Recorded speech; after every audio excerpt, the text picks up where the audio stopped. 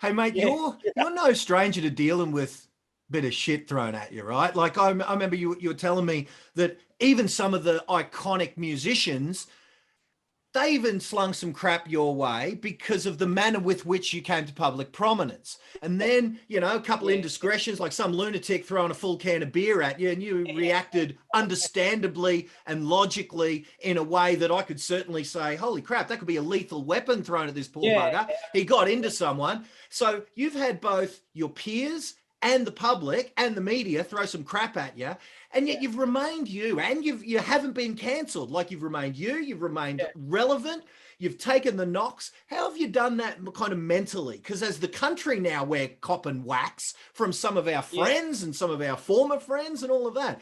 Have you got any Yeah. insights as to how you got through that, or is that just the country spirit that made you grow up in the country? This ain't nothing compared to the shit we copped.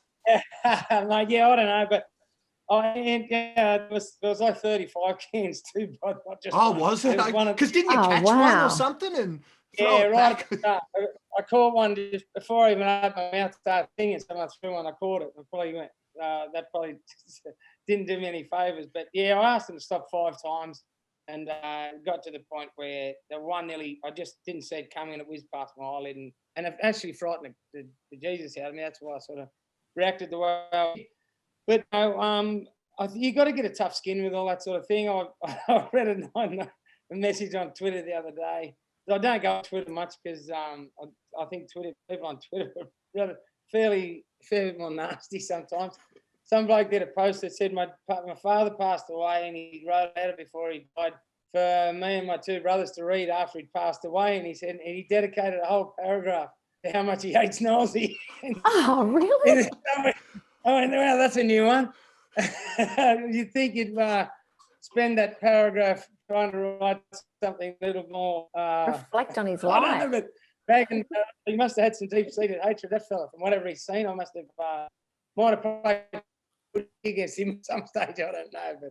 But yeah, I think, the industry itself hated the process. They hated the way that, people could sing on a TV show for 12 weeks and then be topping the charts, which I can understand, but the top 12 who made it through in my year, we'd all been touring and playing live in bands for at least 5 to 6 years before that. So we weren't anything, to say the least, singing in the shower the week before we went on the show, if you know what I mean. So I can understand their disdain for the show, but hate the game, don't hate the player, as they say. But and yeah, I suppose with the public and the media thing, I was very annoyed about, because they misrepresented things on all 3 accounts, and didn't talk about the actual details of what went on, i.e. the 1 can. That was the main consensus from the media, but like I just explained, it was there was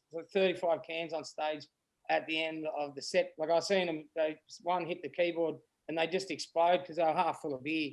A rum bottle hit my bass player in the chest, and empty rum bottle. So it was a real, nasty. But they didn't hear anything about that in the media stories about it, which was a shame.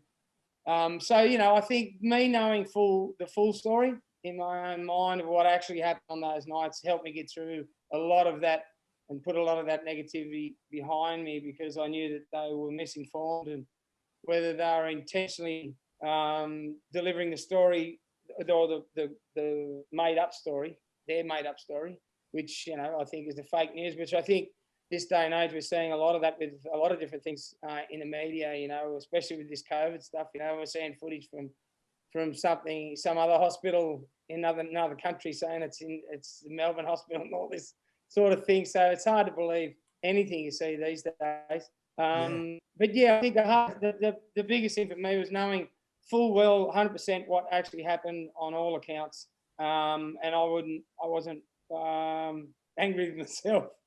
I went a bit far with the abusing the guy, but like I said, my wife was pregnant. We're just about to have our 4th child, and this can flew past my head from 40 metres out into the crowd, and it was half full of beer.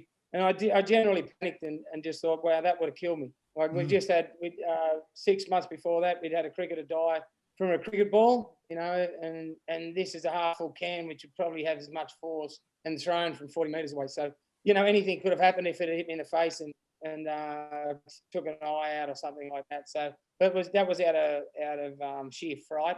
What is it?